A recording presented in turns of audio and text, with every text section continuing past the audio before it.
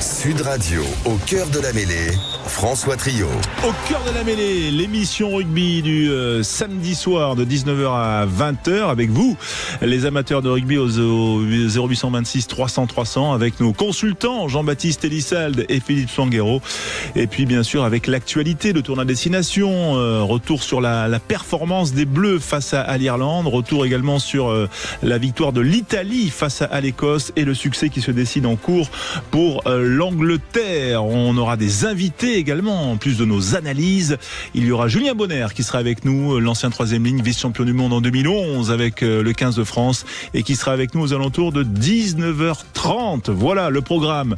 Et là, le décor est planté. Vous pouvez nous appeler au 0826 300 300.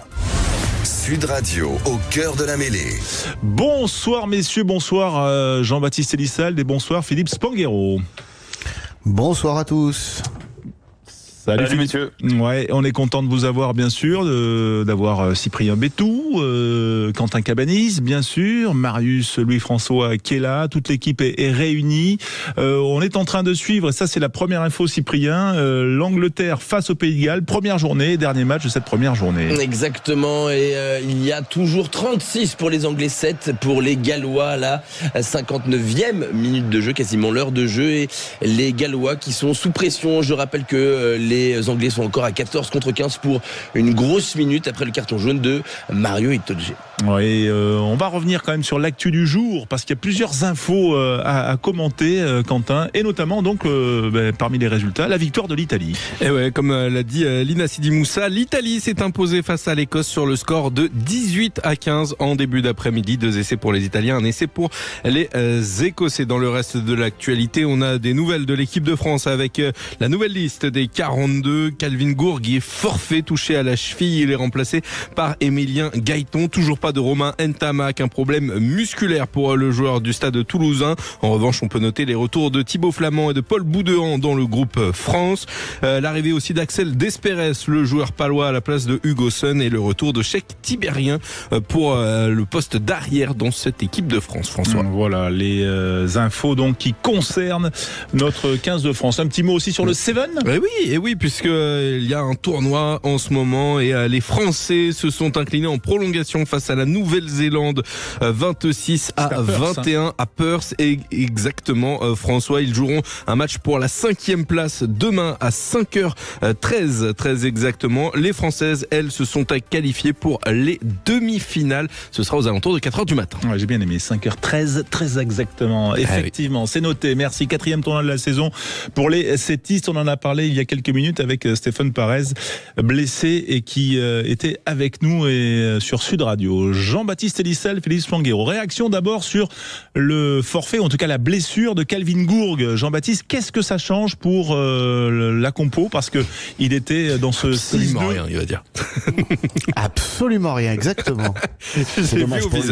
Non, c'est dommage pour lui, mais on a le même prototype en la présence de Gaëton, qui peut jouer au centre, à l'aile et dépanner un peu partout. C'est pas la chance de Bourboirie. Donc et malheureusement, il est un peu plus monothématique. C'est le centre et pas grand-chose d'autre.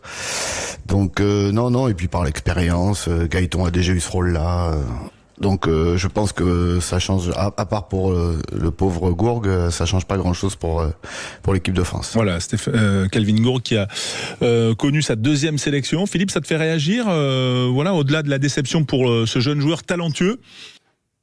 Bah non, de toute façon, on est encore dans les revues d'effectifs, donc c'est l'occasion pour Gaëton de revenir dans le jeu. Je suis d'accord avec Jean-Bas, c'est vrai que j'ai l'impression que Gourgues est encore plus complet dans sa palette sur les lignes arrière que Gaëton.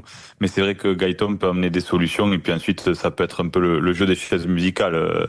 Moefana peut glisser, Bielbarré peut glisser à l'arrière. Enfin, il y a plein de solutions alternatives. Coffret peut-être un peu plus Gourgues en direct, mais ça change pas grand-chose. Ouais, retour également sur les autres infos déclinées et développées par Quentin, c'est notamment le succès des Italiens, 18 à 15 avec 2 beaux essais inscrits dans le premier quart d'heure, et voilà, et malgré le déluge, les Italiens ont tenu. Surpris ou pas, Jean-Baptiste, par ce succès de la Squadra Azzurra? Plus surpris par le non-match des Écossais, en difficulté dans beaucoup trop de domaines. Bien évidemment, le temps ne les avantageait pas, mais heureusement que les Italiens ont pris le match par le bon bout et en marquant ces 2 essais très vite, et vu le déluge qu'il est tombé après, ça leur a suffi pour faire le dos rond. Voilà. J'ai vu une bonne paire de centres côté italien, Menoncello encore, malgré les conditions. Je pense que ça va être une attraction du championnat l'année prochaine. Voilà, on rappelle qu'il a signé au Stade Toulousain. Philippe, toi, ces Italiens quand même, voilà, on rappelle que cette équipe, elle était en difficulté il y a un peu plus de 2 ans à la Coupe du Monde. On se souvient, c'est pas la même compétition. Enfin, il y avait quand même beaucoup de joueurs qui étaient sur la feuille de match aujourd'hui, qui étaient présents à Lyon quand les Italiens avaient pris 60 points. On sent quand même que elle a franchi un cap, parce que c'était pas facile de tenir ce résultat. Hein. Non, c'était pas facile. Alors bon, après dans la stratégie, on peut y revenir. C'est vrai que ils ont quand même trop peu eu le ballon. Les stats à la mi-temps étaient quand même assez folles. En fin de match, bon, les Écossais ont couru après le score, donc les Italiens ont été plutôt très disciplinés en défense et collectivement avec une stat au plaquage qui leur a permis de pas trop prendre de risques. Mais malgré tout, face à d'autres équipes et dans d'autres conditions, il faut quand même tenir un peu plus le ballon, je crois. Enfin, je sais pas ce qu'en pense Jamba, mais au-delà de ça, c'est vrai que d'abord il y a beaucoup de joueurs qui étaient là il y a 2 ans, mais il y a 2 ans de plus, donc ils ont acquis de l'expérience. On sent que cette équipe, elle a trouvé une densité dans la dimension athlétique aussi, et puis surtout petit à petit, ils trouvent de la profondeur de banc. Voilà, le nom n'est pas facile à prononcer, pardon, mais il y a encore ce deuxième ligne là qui était parmi les hommes du match aujourd'hui. Il y a des jeunes joueurs à la mêlée qui était un poste sur lequel ils ont été longtemps en difficulté. Ils ont trouvé quand même de la profondeur avec Garbici et Pagerello. Bon, bien sûr, la paire de centres Brex Menoncello qui est dans le top de ce qui se fait dans le tournoi. Donc voilà, à titre individuel aussi, ils ont des individualités qui se sont hissées dans le top européen, ce qui n'était pas le cas il y a quelques années. Et franchement, c'est de bon augure parce que ce rugby italien, il a de quoi trouver une forme d'avenir, parce que, en 2 mots, mais il fait partie du modèle qu'ont toutes les autres nations à part le rugby français. C'est-à-dire que ce rugby italien, il vit quand même financièrement du tournoi destination de façon massive pour financer seulement 2 équipes et 2 provinces. Donc il y a quand même des moyens en Italie pour travailler sur la formation et être capable d'avoir 2 équipes qui récupèrent ces joueurs-là issus de la formation, qui jouent dans les grandes compétitions européennes, pour y tirer ensuite son équipe nationale vers le haut. Donc voilà, il y a de beaux jours à venir, je crois, pour le rugby italien. Ouais, Zambonine, hein, le deuxième ligne, voilà, ouais, tout à fait. Et en tout cas, tu parles bien de l'équipe italienne. C'est sans doute tes racines, mon cher Philippe.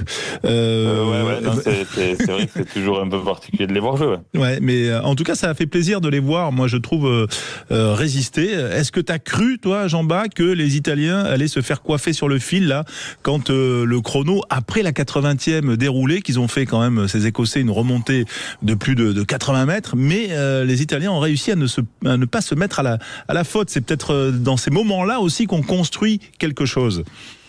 Exactement. Ils ont été chercher des ressources en difficulté. Je vous dis encore, les conditions climatiques les ont aidés à supporter cette séquence. On voyait que le ballon était difficile à contrôler et que ça allait se terminer inexorablement par un en avant.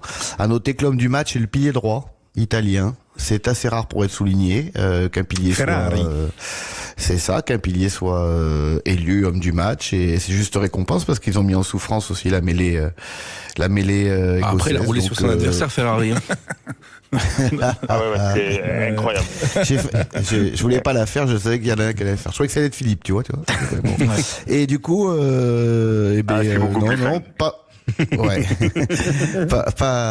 pas trop surpris. Tu sais, l'Italie a montré des bonnes choses en novembre. Ils ont battu les Australiens aussi l'année d'avant, avec un jeu de passe, avec beaucoup de cellules, avec beaucoup de passes dans le dos. Et je pense qu'ils ont réduit la voilure parce qu'ils y laissaient une telle énergie avec le ballon que dès qu'ils l'avaient plus, ils ramassaient beaucoup, notamment en fin de match. Donc je pense que Quesada a dû équilibrer tout ça. Et puis de toute façon, les conditions climatiques, je le répète, ne pouvaient que proposer un jeu comme ça aujourd'hui. Ouais, c'est non, mais après, pour finir, je sais pas ce que tu en penses, Jean, mais c'est vrai que bon, la profondeur de banc, c'est un bout de la réponse quand même, parce que souvent, ces dernières années, les Italiens, c'était à la 60e que ça craquait complètement au moment du coaching.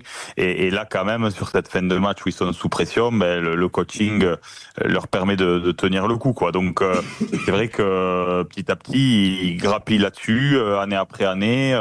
On voit les moins de 20 qui figurent un peu mieux aussi dans les compétitions, dans les championnats mondiaux. Et donc, ils trouvent les réponses pour gérer justement ces matchs et ces fins de match qu'ils n'arrivaient pas à gérer avant. Ouais, t'es d'accord ou pas, Jean-Bas? Oui, ça progresse. C'est un petit oui. Mais non, mais c'est un temps long, c'est un temps très long. Vous vous rendez compte d'où ils sont partis ils prenaient des tannées sur tannées, quoi. Il y a encore 3-4 ans, et il y a des techniciens qui passent avec des renoms de plus en plus costauds, avec une bonne expérience, des mecs qui amènent à chaque fois quelque chose, et puis ils forment des jeunes. Ça, t'as raison de parler des moins de 20 ans qui font bonne figure dans le tournoi. Ça veut dire qu'ils ont du réservoir. Il y a quelques mecs qui viennent se frotter c'était rare les Italiens dans le championnat de France, et puis maintenant on en a de plus en plus, et puis les meilleurs arrivent, donc ils vont encore prendre en maturité, en expérience, donc forcément cette équipe va grandir. Voilà, on va en reparler bien sûr de ce tournoi dans un instant, notamment autour des Bleus qui vont se déplacer au Pays de Galles. Le Pays de Galles qui est actuellement à Twickenham, et on en est où, Cyprien? On en est qu'il y a un arbitrage vidéo pour pardon, excusez-moi, pour un autre essai anglais avec Henri Pollock tout fraîchement rentré, qui aplatit, mais on a la sensation qu'il met son pied en touche. Est-ce que par contre il va y avoir un plaquage joué, donc peut-être essai de pénalité? Il y a touche en tout cas. En tout cas c'est sûr qu'il aplatit, le pied est en touche. Qui a d'abord le pied en touche. Ça ferait 41-7 si c'était validé. Si c'était validé avant transformation, alors qu'on joue la 68e minute de jeu. En tout cas l'arbitrage vidéo qui tourne, parce que je pense qu'on est en train de voir le plaquage haut du Gallois. Monsieur Brousset qui est en train de prendre sa décision, l'arbitre français de ce match. On va se retrouver dans un instant au cœur de la mêlée avec Philippe Smanguero, avec Jean-Baptiste Elissalde et vous, bien sûr, au 0826 300 300 pour parler des Français et des Bleus qui ont facilement battu les Irlandais 36-14.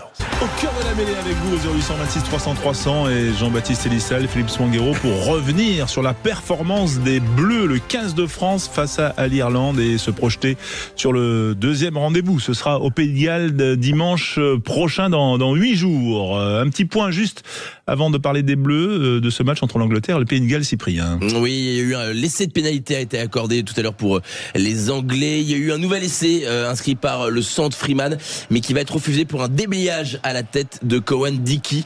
Et donc du coup, on en restera à 48-7, il me semble. Non, 43. À 43 du coup, pardon, oui, 43-7, puisque cet essai va être refusé théoriquement après un déblayage à la tête de Cowan-Dickey sur un Gallois, sachant que les Gallois sont à 13 contre 15 pour encore 8 grosses minutes. Voilà, il reste 11 minutes dans ce match à Twickenham. Revenons sur la performance des Bleus. Jean-Baptiste, je sais que tu as vu à peu près 27 fois revu le match depuis jeudi.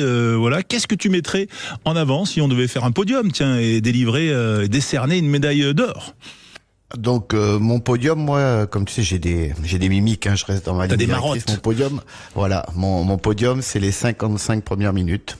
Donc en or, j'ai mis la discipline. La première pénalité arrive à la 45e. C'est quelque chose de tellement rare. Et en plus, c'est une grande satisfaction parce que le staff avait mis un focus dessus avec un préparateur mental, son arbitre qui les aide, des images du tour de la tournée de novembre. Ça avait vraiment été leur focus sur les 10 jours. Et quand on arrive à ça, c'est vraiment félicitations à eux. C'est une maîtrise incroyable. Ça fait qu'en fait, t'es jamais en danger, quoi. Parce que les seuls ballons qui sont dans ton camp, c'est les ballons rendus au pied par l'adversaire. Donc, faut savoir sortir du camp, bien évidemment. Mais bon, avec Dupont, c'est plus facile. Donc, cette discipline, pour moi, est incroyable. J'espère qu'on va la tenir tout le tournoi et on sera quasiment imbattable. Est-ce que, de ce point de vue-là, j'imagine que oui, mais est-ce que pour toi, tu as assisté à la meilleure première mi-temps de l'ère Galtier des Bleus? Non, parce que du coup j'ai regardé ce match et puis j'ai regardé aussi pour comparer, on parlera de Jalibert tout à l'heure, pour comparer les systèmes et j'ai regardé aussi l'Angleterre l'année dernière. Alors c'est pas un bon résultat puisqu'on perd 26-25, ouais. Mais on a 9 occasions franches, on les traverse 17 fois. C'était du bon rugby aussi. Le match en Irlande est un très bon rugby aussi. Alors peut-être la meilleure première mi-temps. En tout cas, dans le podium, sur les 3 choses que je vais dire, c'est quand tu remplis ces 3 cases-là, tu ne peux et contre n'importe qui, tu ne peux que gagner le match et assez largement, puisque ça a été quasiment parfait dans tous les domaines et il y avait rien à acheter, quoi, à part aller peut-être deux petits scories par-ci par-là, mais rien de bien méchant. Oui, c'est vrai que c'est difficile de classer les mi-temps depuis 6 ans, mais voilà, il y avait eu quand même aussi le Twickenham 2023 qui avait été absolument exceptionnel. Philippe Spanghero, ta médaille d'or, ton podium pour toi sur ce France-Irlande. C'est le choix de la compo avec un focus sur cette complémentarité deuxième, troisième ligne. Voilà, j'étais sceptique avant le match parce que je pensais qu'on pouvait manquer de densité. Alors sur l'intensité courue, on en avait parlé, il n'y avait pas de doute, bien sûr, notamment avec la troisième ligne, puis avec Charles Olivon repositionné en 4. Mais je me posais quand même quelques questions sur la densité, sur le combat. Et force est de constater que alors Guillard a haussé son niveau à un niveau de jeu très élevé. Olivon aussi. Enfin, individuellement, ils ont tous fait un grand match, mais cette complémentarité entre eux, voilà, elle amène des solutions. C'était peut-être la troisième ligne la plus originale, j'ai trouvé, sous l'ère Galtier, là pour le coup. Je sais pas ce qu'en pense Jamba, mais voilà, ça amène vraiment des solutions. Et voilà, on a répondu dans l'intensité courue, mais dans l'intensité combattue aussi. On a dominé ces Irlandais, en partie grâce à la performance de ces joueurs. Ouais, t'avais des doutes toi aussi, Jamba, ou pas sur ce choix-là? Non, pas trop. C'était que ça soit Nouchi ou Gégou, c'était mouton blanc, mouton. Non, on est hybride. Moi, j'ai trouvé que Nouchi sur la densité amenait autre chose. Je trouvais pas qu'il soit comparable en termes de profil exactement. Non, mais c'est des laborieux, c'est des mecs qui vont au Farnac. Oui. Donc, parce que j'ai vu le match 7 fois, j'ai vu 7 fois Gégou. Je peux te dire que des fois, il fait des doubles rucks, des triples plaquages. Quand t'as derrière Olivon qui fait des doubles courses, des triples courses, c'est Olivon qui a la première action, je sais pas, qui fait l'en avant quasiment dans le but sur la première action du match. C'est lui qui finit la balle à l'aile, c'est un deuxième ligne. Et quand vous savez que Flamand arrive et Boudin, qui sont aussi des hybrides, je pense qu'on est en train de développer une sorte de nouveau rugby mutant, avec que des troisième lignes, deuxième lignes sur le terrain, que peu importe le numéro qu'on a dans le dos, à la mode des 3/4 d'ailleurs. Et je pense que oui, on pouvait avoir un doute sur la puissance. Mais la puissance, en fait, c'est quoi? C'est la vitesse, la force. Et en fait, la vitesse, on l'a. Et on est fort techniquement. Donc, je pense qu'on peut la compenser. Peut-être. Face à notre bête noire, on aura. C'est ça, mais ma question allait venir. Voilà, c'est ça. Est-ce qu'on peut reproduire et prolonger ce type de composition un peu hybride, comme tu le dis, face aux Sud-Africains et à leur puissance redoutable? Ouais. Le but, c'est de croire en notre projet. Je pense qu'ils savent où ils vont et ça l'a prouvé dans leur choix. Tous les choix sont gagnants qu'ils ont fait. On en a bataillé pendant 10 jours pour savoir la composition d'équipe et à la sortie, tous les mecs qu'ils ont mis sur le terrain ont apporté dans le domaine où ils devaient apporter. Donc je pense qu'ils ont une feuille de route. Ils savent où ils veulent aller. En sélectionnant des joueurs comme ça, hybrides, donc tu dois être hybride, c'est-à-dire 4-4, aller partout. Et en effet, le jour J, quand on rentrera à l'Afrique du Sud, peut-être que notre expérience, le fait qu'on ait acquis beaucoup de choses positives dans tous ces mois là qui vont venir, on gagnera le bras de fer avec nos qualités et avec ces joueurs là. La médaille d'argent de Philippe Spanghero pour ce podium France-Irlande. Pour Louis Bielbarré, toujours facteur X. Alors individuellement, il y a beaucoup de joueurs qu'on peut souligner, dont on peut souligner les performances. Mais Louis Bielbarré, toujours facteur X, il en faut dans des équipes. Et j'ai notamment en tête ce premier essai. C'est un temps faible français parce que sur les 10 premières minutes, finalement, on est en difficulté, on touche très peu le ballon. Et puis ce qui a fait la force de cette équipe de France, cette génération, c'est cette capacité à être très efficace sur les ballons de récupération. Et puis là, il y a ce ballon de récupération et cet essai qui se fait tout seul. Très peu de joueurs, je crois, sont capables de le marquer. Et c'est ce qui met l'équipe de France dans la dynamique. Donc voilà, clin d'œil pour encore une performance majeure de Louis Bielbiarré. Ouais, ce premier essai incroyable effectivement, où il se sort quand même d'une situation où il part arrêté, il résiste à une cuillère, il tombe genou à terre et il arrive quand même à prendre de vitesse Stockdale qui vient le reprendre. Ta médaille d'argent, toi Jean-Baptiste? Et ben moi dans la continuité, donc après avoir été hyper discipliné, on a été très très bon dans un domaine où on avait été remis en question, notamment en novembre, c'est sur les ballons hauts. Il est contestable. Alors même si on les a pas pris tous de volée, on avait une telle organisation et une telle qualité d'accélération pour aller les chercher ou pour les recevoir, pour se replier, que souvent le 50-50 est tombé dans nos bras. Et ça a fini, alors c'est pas les stats officielles, c'est mes stats à moi, parce que on en a regagné 2 au sol. Ça a fini par 15 ballons gagnés sur 19. Ce qui est à ce niveau-là incroyable et ce qui nous a permis de rester dans les matchs et d'arriver sur ma médaille de bronze après. On est très content de profiter, nous, les amateurs de rugby sur Sud Radio, des stats de Jean-Baptiste Elissalde, qui sont, voilà, c'est de l'artisanal, mais on va dire c'est du certifié conforme. La médaille de bronze de Philippe Spanghero. Là aussi pour un joueur, Mathieu Jalibert, voilà, il y avait beaucoup d'attentes autour de ce joueur. Le débat revient sur la table très régulièrement. Là encore avec le retard annoncé de Romain Ntamak dans sa reprise, va permettre à Mathieu Jalibert de s'installer, d'enlever aussi cette question qui se pose à chaque fois que les deux sont opérationnels. Voilà, il a répondu présent. On l'attendait sur la dimension défensive. Je crois qu'il a fait 11 plaquages. Il n'a pas manqué de plaquage. Il a été solide. Il a touché beaucoup de ballons aussi. On en a parlé. Je sais plus quand sur le débrief, mais dans le système de jeu dont on parlait avant le tournoi, qui a un peu évolué. Jean-Baptiste peut-être peut en reparler. Il a été plus présent offensivement. Il a pesé sur ce match. Alors, on le répète, c'est toujours plus facile dans ces conditions-là, quand tu as des avants très dominateurs comme l'ont été les Bleus. Dans une configuration comme ça, dans l'avancée, les qualités de Mathieu Jalibert, forcément, elles s'expriment davantage. Mais en tous les cas, voilà, je crois que c'est important pour l'équipe de France d'avoir des garanties à ce poste de 10 solide, parce que Romain Ntamak, malheureusement, est quand même pas épargné par les blessures et sa dynamique est quand même freinée depuis quelques années maintenant par des blessures à répétition. Tu confirmes, Jean-Baptiste, il a touché plus de ballons que Ntamak. On va dire, il y a quelque chose qui a changé là.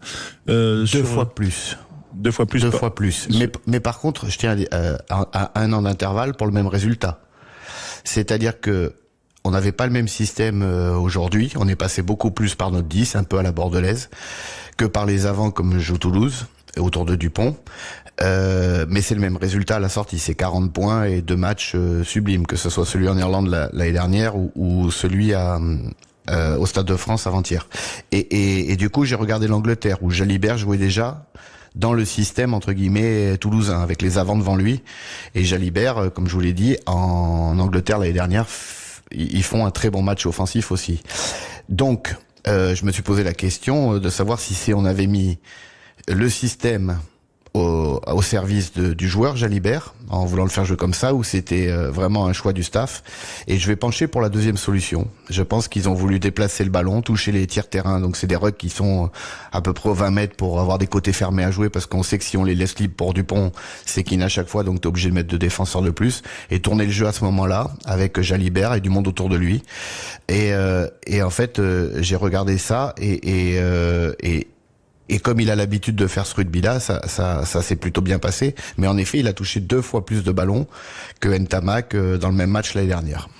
Voilà, avec donc ces précisions, ces éclairages techniques de Jean-Baptiste Elissalde. On va revenir, bien sûr, pour terminer ce podium dans un instant. Vous dire, Cyprien, que l'Angleterre mène toujours face aux Gallois. C'est pas terminé, hein? Non, il reste une grosse minute à Twickenham. Toujours 43 pour l'Angleterre, 7 pour les Gallois. Avec, ils vont revenir.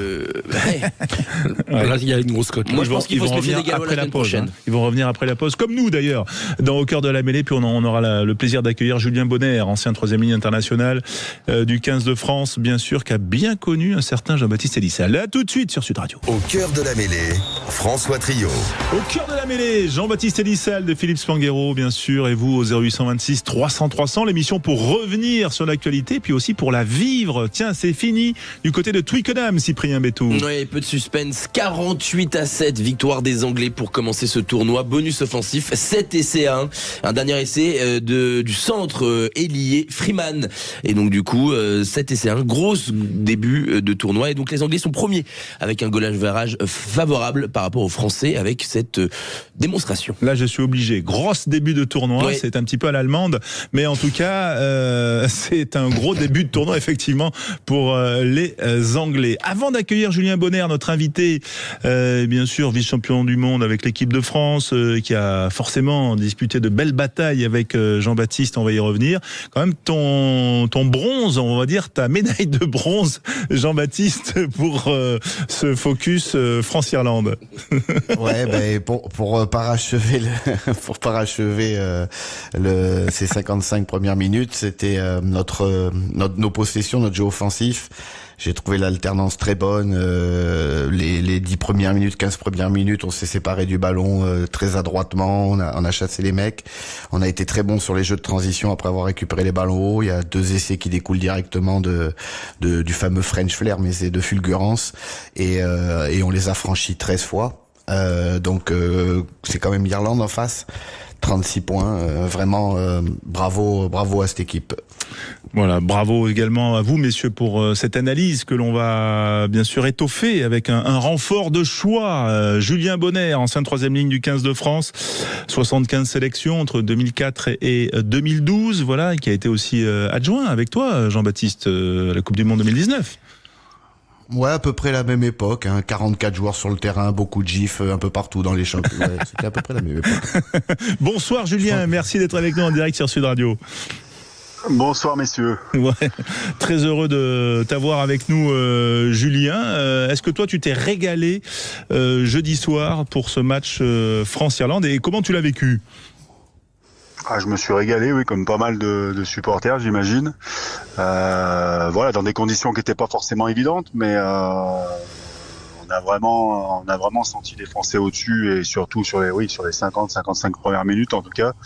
Après, il y a eu des changements qui ont amené un petit peu plus ça a été un petit peu plus désorganisé après en défense et ça a été un peu plus compliqué, mais voilà, en tout cas, je crois qu'on peut être satisfait d'un début de tournoi comme ça. Ouais. Ouais. Est-ce qu'elle est cata, Jean-Baptiste, tiens, cette période, ce trou d'air là, il se convertit comment, toi qui as vu 77 fois le match depuis jeudi?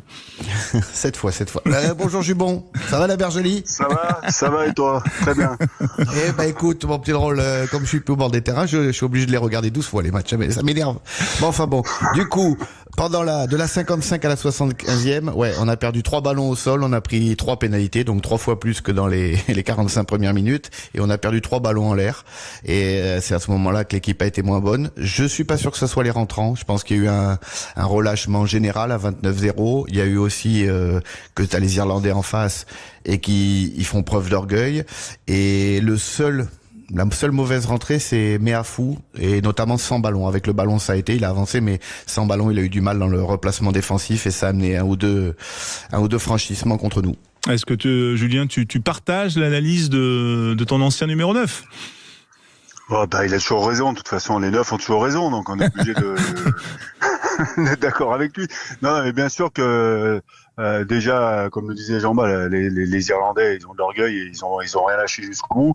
Et puis c'est un moment où on a pu subir, on a été moins propre sur les plaquages et forcément, quand ils jouent en avançant aussi, ça devient plus compliqué. Mais voilà, c'est un avertissement pour la suite et je pense qu'ils vont arriver à travailler là-dessus pour régler ça rapidement. Philippe Spanghero avec nous et donc avec Julien Bonner. Ouais, bonsoir Julien. Ben écoute, en début d'émission, je reparlais justement de ce choix payant de Fabien Galtier sur cette deuxième et troisième ligne hybride. On a eu un débat là-dessus avec Jamba qui disait que c'était peut-être le nouveau rugby mutant avec des joueurs de ce profil-là en deuxième, troisième ligne. Toi qui as joué ta carrière troisième ligne, qu'est-ce que tu penses justement de ce choix de Fabien Galtier sur ce match et justement de cette nouvelle peut-être philosophie dans la façon de trouver de la complémentarité en deuxième et troisième ligne? Ouais, je suis assez d'accord avec forcément, et le résultat est là pour le confirmer. Mais aujourd'hui, on n'a plus un mec qui joue un seul poste, et je crois que c'est ce qui coûte aussi aujourd'hui. Alors au-delà des résultats un peu chaotiques de La Rochelle et des performances peut-être de Greg Aldrit, aujourd'hui Greg il joue que troisième ligne centre, et je pense qu'il paye aussi la polyvalence des autres. Ils sont tous capables de jouer deuxième, troisième ligne quasiment, hormis Meafou peut-être, voilà quoi. Donc oui, c'est un rugby qui est différent, et on est amené, et encore plus maintenant avec les 6-2 ou 7-1, forcément il faut des mecs qui soient polyvalents pour jouer un petit peu partout, quoi. Tu aurais aimé jouer deuxième ligne aussi, Julien? Pas du tout.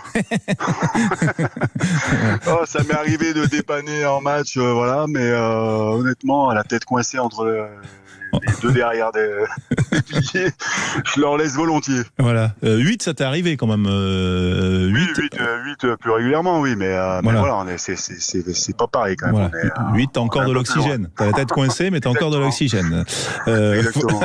C'est vrai. Qu'est-ce qui t'a impressionné, toi, le plus ou dans ce match, techniquement, notamment devant, peut-être, Julien? On a été surtout très propre et costaud, quoi. Et on a beaucoup parlé de Michael Guillard. Moi, je trouve qu'il a été hyper solide, quoi. Et il avançait tout le temps. On a quand même du potentiel et en nombre aujourd'hui. Et forcément, ça se retrouve. Je pense que ça amène une concurrence aussi qui est hyper importante et qui permet à tout le monde d'être tiré vers le haut. Et on a été performants. Enfin, ils n'ont pas existé en première mi-temps, honnêtement, et on les a pris de partout, quoi. Et c'était compliqué pour eux. Je pense qu'ils se sont retrouvés sans solution. Et puis on avait un peu la réussite aussi en même temps sur quelques rebonds, et voilà, c'est forcément ça la provoque aussi.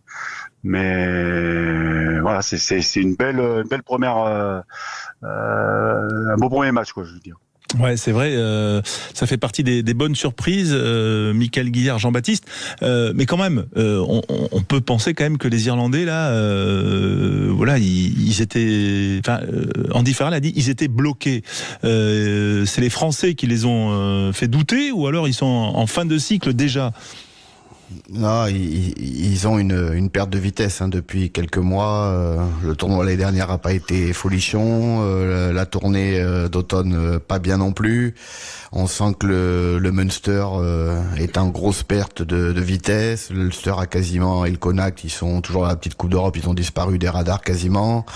Et le Leinster peine à se renouveler, quoi. Ce rugby-là a fonctionné. Ils ont du mal à trouver autre chose. Et puis les joueurs vieillissent, pour peu que, comme ils ont pas le même réservoir que nous, il leur manque 4-5 joueurs à des postes clés, notamment les deux piliers gauche, et puis un ailier, un centre, etc. Et tu tombes vite dans une équipe, alors pas moyenne, mais beaucoup moins bonne qu'elle l'a été par le passé, et ça s'est vu. En plus de ça, ils sont tombés avec ce jeune 10 là. Sincèrement, waouh. Alors lui, il en a rajouté de la mouise à la mouise. C'était vraiment pas bon. Et le pire, c'est que les jeunes moins de 20 ans, ça fait 2-3 ans qu'ils font pas des bons tournois non plus, quoi. Donc le rugby irlandais, ils ont pas le même réservoir que nous. Il va falloir qu'ils se réinventent vite, parce que là, je sens qu'ils sont en bout de piste. Leur trajectoire ressemble quand même beaucoup au Pays de Galles, au post-tournoi, le dernier tournoi qu'ils ont gagné, où vraiment là c'était un peu l'arbre qui cachait la forêt, parce que on sentait qu'ils n'avaient pas su se réinventer en termes de génération. Et ça me fait beaucoup penser à ça, ce qu'on vit avec l'Irlande là. Jean a raison, c'est vrai que les moins de 20 performent moins.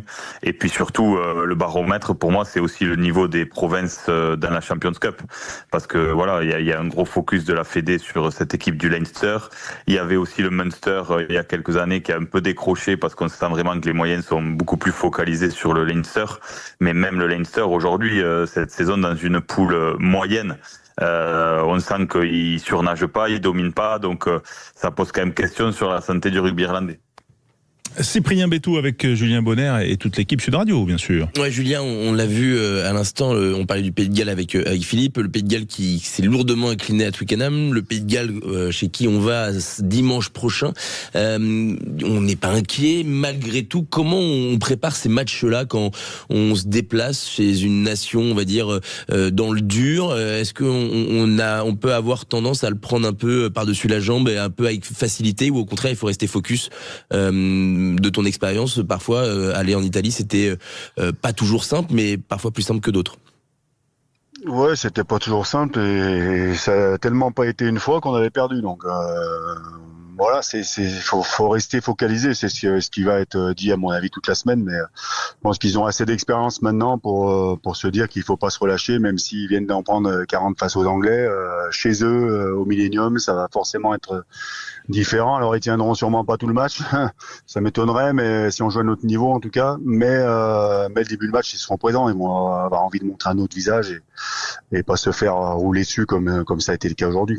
Est-ce qu'il y a un point négatif, ou en tout cas un point noir que toi tu as noté, Julien, sur la performance des Français? Est-ce qu'il y a un bémol par rapport à ce match 36-14? Il y a eu, c'est vrai, cette période de flottement, mais au-delà de ça, est-ce qu'il y a des choses qui te semblent, on va dire, encore améliorable?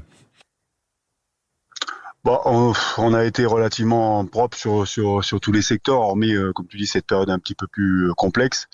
Peut-être un petit peu le compte en touche, où on peut peut-être encore les mettre encore un petit peu plus à mal, mais voilà. Après, on veut vraiment être exigeant et chercher la petite bête, mais voilà, il y a toujours à progresser. Mais aujourd'hui, on a quand même fait, la première prestation est quand même, voilà. Après, c'est juste arriver à être constant sur la totalité du match. Elle est aboutie. Jean-Baptiste, est-ce qu'il y a des choses, toi, que avec ton œil acéré, voilà, toujours exigeant, est-ce que il y a des choses qu'il faut un petit peu améliorer? On verra au fur et à mesure du tournoi, avec peut-être des conquêtes qui seront, et je pense aux Anglais, voir les Écossais en touche, même s'ils n'ont pas été bons aujourd'hui. Il va falloir qu'on évolue là, parce que là, en fait, la conquête, elle a été très soft. Les Français ont, comme le dit Jubon, ils ont quasiment laissé, ils ont sauté une fois ou deux, mais ils ont laissé le ballon aux Irlandais. Les Irlandais n'ont pas fait de ballon porté, ils ont fait que des faux ballons portés. Donc il y a peu eu d'affrontement là. La mêlée, on pensait qu'on pouvait aller les chatouiller un petit peu avec leurs deux piliers gauche qui manquaient, sauf qu'ils ont sorti les introductions dans les pieds de deuxième ligne, ils ont sorti les ballons très vite. Il y en a très peu eu aussi. Donc ouais, peut-être à ce niveau-là d'être un peu plus conquérant. Mais non, sincèrement, quand tu rentres d'un match comme ça, c'est peut-être se dire voilà, travailler de la 55e au moment où les mecs rentrent là. Qu'est-ce qui s'est passé? Pourquoi alors qu'on était dans l'excellence, on est passé à ça? Et c'est pas que de la faute des rentrants, hein. Je pense qu'il y a eu un relâchement général. Ouais. Mais il est humain, le relâchement, quand même. Il est humain. Non, quand tu mènes 29-0 face à l'Irlande, qui est quand même un des prétendants au titre. Mais ça peut finir à 29-21 à tout moment, hein. C'est vrai. Il y a une occasion sous les poteaux là qu'ils ont. Donc tu vois, il y a pas non plus. Et ça, quand t'es coach, il faut le regarder. Oui, passer l'euphorie, passer le bon match. Je pense que ces 20 minutes vont être analysées. Et ce qui est bien, c'est ce que tu disais. Là, il y a eu 4 jours de repos, donc ils ont pu souffler. C'est quand même incroyable. Ah, mais je croyais que tu me disais que qu'ils avaient pas assez d'entraînement ensemble et que là, apparemment ils ont été relâchés. Voilà, ils ont pris 4 jours de vacances parce qu'ils ont fait voilà. Et il y avait certainement un peu de la gestion des temps de jeu. Je pense que des mecs qui ont beaucoup joué sur les 3 derniers matchs vont peut-être être ou mis sur le côté ou mis sortir un peu plus tôt aussi du terrain. Enfin, il va y avoir, mais en tout cas, ils vont se servir de ces 25 minutes où ça a un peu flotté pour remettre quelques pendules à l'heure et pour rester en éveil, parce qu'il y aurait rien de plus désagréable que d'aller faire. Alors on perdra pas au Pays de Galles, hein, mais s'il y a pas 40 points, ça sera un match peu abouti, je pense. Ouais, Philippe, juste, on est là pour chipoter, hein, c'est ça aussi au cœur de la mêlée. Mais toi, s'il y avait un truc à améliorer pour ce déplacement au Pays de Galles, c'est quoi côté français? Ben c'est ça, c'est cette gestion des temps faibles quelque part où voilà, parce que on était en maîtrise totale de ce match. Comme le dit Jamba, il y a un moment où ça peut basculer, où les Irlandais peuvent redevenir dangereux et venir nous chercher au score. Et on s'est créé les conditions pour que ça arrive pas. Donc voilà, être encore plus tueur sur la durée du match. Moi aussi, je crois pas que ça vienne des rentrants, puisque si on les regarde individuellement, à part Meafou, en effet, qui est quand même pas dans la meilleure forme de sa carrière, et heureusement qu'on a trouvé la solution avec Guillard. Les autres entrants font une très bonne rentrée. Tout à l'heure, on a parlé de la troisième ligne et de Jégou et de Nouchi. Nouchi fait une très bonne rentrée, je voulais le dire quand même tout à l'heure. Voilà, il n'y a pas grand-chose d'autre à dire. Après, je sais pas quelle va être la stratégie. En tous les cas, il faut être ambitieux. C'est toujours difficile à gérer quand même, parce que là, pour le coup, après avoir réussi cette entrée en matière, on est dans le scénario idéal où naturellement on se projette un peu avec une finale contre les Anglais au Stade de France. Mais bon, il faut les prendre les matchs avant, donc il faut quand même si les joueurs ont, je pense, pas besoin de ça pour rester focus, mais dans la gestion, c'est un peu le match piège, parce que on sent que cette équipe galloise aujourd'hui, c'est la plus faible du tournoi, et on sort d'une prestation très solide, donc attention à l'euphorie. Ouais, les Gallois qui, on le rappelle, ont été battus 48-7. Julien Bonner, ton regard sur les troisième lignes, là, on a vu débuter jeudi Lenny Nouchi. Voilà, qu'est-ce que tu penses des équilibres et des joueurs? Est-ce qu'il y en a un en particulier que tu suis ou que tu apprécies? Non, je trouve que c'est assez complémentaire et très actif surtout. Énormément d'énergie et voilà. Alors il y a les Nidouchi qui arrivent, mais il y a quand même, on a quand même un troisième ligne qui est quand même qualitatif et quantitatif. Donc tant mieux, hein. Mais moi je trouve qu'ils ont quand même tous fait plutôt un très bon match. On connaît Oscar Jégou, c'est pas le plus dense, mais honnêtement, il s'y file en défense. Enfin, voilà, je crois qu'ils ont vraiment tous été au niveau, et maintenant on attend la confirmation toujours, hein, parce qu'il y a les autres qui vont pousser derrière et qu'il faut confirmer à chaque match. Et on attend Quentin Cabanis, les U20 ce soir. Eh oui, les U20 ce soir face à l'Irlande. J'imagine, Julien Bonner, que vous allez avoir un œil tout particulier sur ce tournoi destination U20, parce qu'il y a un certain Charlie Mignot qui est 24e ce soir et qui pourrait pourquoi pas débuter ou jouer un des matchs du tournoi. Bah oui, effectivement. Donc je pense qu'il ronge son frein, le pauvre. Je l'ai vu par message. Je voulais pas le déranger. Dans la semaine, mais ouais, il était forcément déçu. Alors comme je lui dis, faut savoir être patient et son tour viendra. Mais voilà, il y a une belle génération aussi qui arrive en U20 et j'espère qu'il aura l'occasion de s'exprimer, en tout cas sur la durée du tournoi. Voilà, il demande des conseils, le neveu Charlie Mignot à Julien. Non, puis j'ai pas de conseils forcément à lui donner. C'est juste qui donne le maximum. Moi, c'est le discours que je tiens. C'est surtout, faut pas qu'il ait de regrets au bout et qu'il se donne les moyens d'y arriver. Voilà. Donc, il est pas loin. Il aura sa chance. Après, on le sait, le train, des fois, il va passer qu'une fois. Donc, il faut arriver à monter dedans et rester. C'est ce que je lui souhaite pour la suite, mais il y a encore un peu de boulot. Voilà. Et la fameuse théorie des wagons. Être dans le bon wagon. Cette saison, il a fait un match en Champions Cup, il a marqué un essai. C'est pas mal. Voilà. C'est, jeune, Charlie Mignot, neveu de Julien Bonner. Merci Julien d'avoir été avec nous en direct sur Sud Radio. Toujours un plaisir de t'avoir avec nous. Bonne soirée à tous. Et à très bientôt. Jean-Baptiste, un dernier mot pour ton ancien coéquipier? Non, embrasse ta petite famille, mon jubon. À bientôt. Allez, ça sera fait. Toi aussi. Bisous à tous. Allez, à bientôt sur Sud Radio, la radio du rugby. Dans un instant, il va y avoir peut-être un qui je suis d'envergure, voilà, avec ce duel entre Philippe Spanghero, Jean-Baptiste Elissalde, qui sera peut-être arbitré par d'autres, ou en tout cas, il y aura peut-être des souffleurs qui seront là, mais on est prêt, on se prépare. Mais là, je sais pas si Jean-Baptiste a des anti-sèches, parce qu'il n'y a pas vraiment de thématique là. Attention, il n'y a pas de top 14, il n'y a pas de match du soir. Voilà, il a des anti-sèches, mais alors, je sais pas, j'ai pas encore trouvé le thème. Donc il va falloir quand même que... Voilà, mais on le travaille en tout cas. Restez avec nous au cœur de la mêlée pour les dernières minutes. Sud Radio, au cœur de la mêlée, François Trio. Les dernières minutes de cœur de la mêlée, on vous rappelle les résultats. La victoire de l'Angleterre aux dépens du Pays de Galles 48-7. Le succès de l'Italie contre l'Écosse 18-15. On rappelle quand même que la France a battu l'Irlande 36-14. On dit ça, on dit rien. Jean-Baptiste Elissal est là, Philippe Spanghero également. Ils aiment s'opposer en fin d'émission, comme ça, pour un jeu de culture générale de sport. C'est le qui je suis. Sud Radio, au cœur de la mêlée. Alors, puisqu'on ne se connaît pas, présentez-vous. Présentez-vous. Les gars, qui je suis? C'est moi!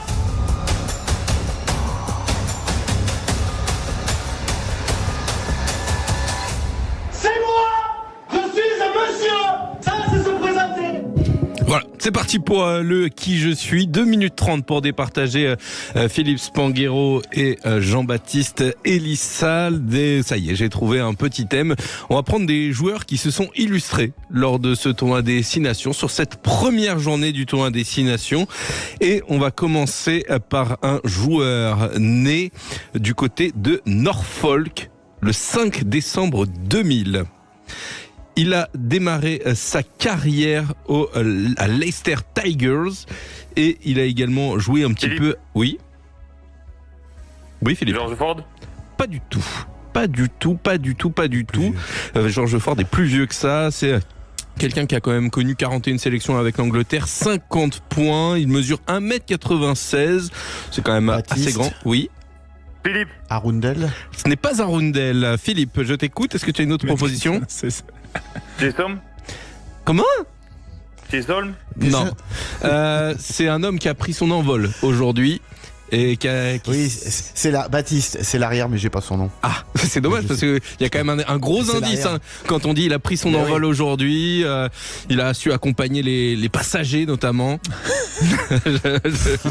Oui, tu veux dire que il est passé dans les allées. Il a dit est-ce que vous voulez des cacahuètes, quelque chose? Bon, allez, Freddy Stewart quoi. Stewart, Voilà. Voilà. C'est l'arrière des Anglais. Bah oui, c'est lui, mais vous n'avez pas trouvé. Voilà. Allez, on va prendre la direction. Un demi-point pour moi. Non, mais 0. Non. Allez, on va prendre la direction de l'Italie avec un joueur tout jeune, qui a 23 ans, qui est né du côté de Trévise. D'ailleurs, c'est là qu'il a démarré sa carrière. Philippe. Oui.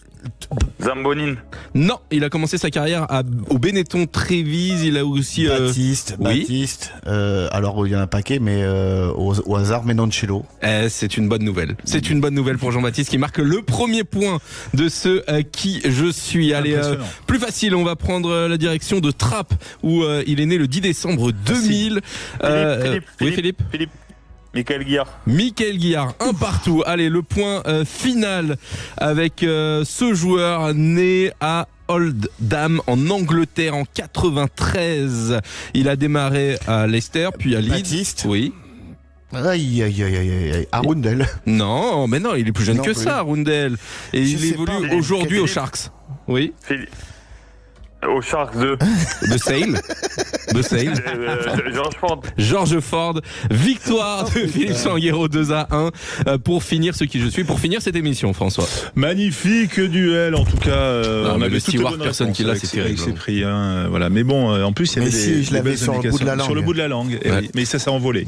J'avais marque de voiture, mais bon, après, il y a un moment où vous auriez pu partir sur Ferrari qui est plus classe. Mais bon. Merci, messieurs. On se retrouve dès le week-end prochain sur Sud Radio pour parler de rugby, bien sûr, et avec une journée de doublons et le tournoi des 6 Nations. Il y aura le top 14, la Pro D2. Bref, ça sera un week-end complet.